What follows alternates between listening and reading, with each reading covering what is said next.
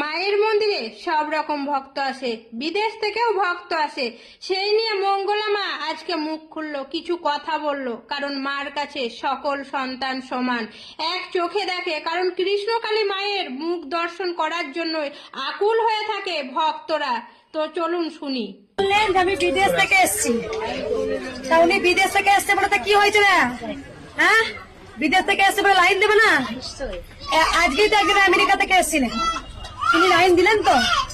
তার মেয়ে জামাই ওনার স্বামী উনি এলেন তো, লাইন দিলেন তো?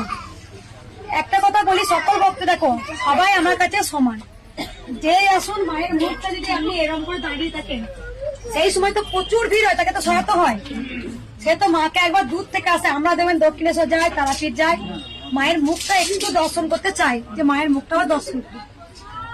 তিনি কিন্তু লাইন দিলেন না, বে লাইনে এনে আবার এইখানে কিন্তু মায়ের মুখের সামনে দাঁড়িয়ে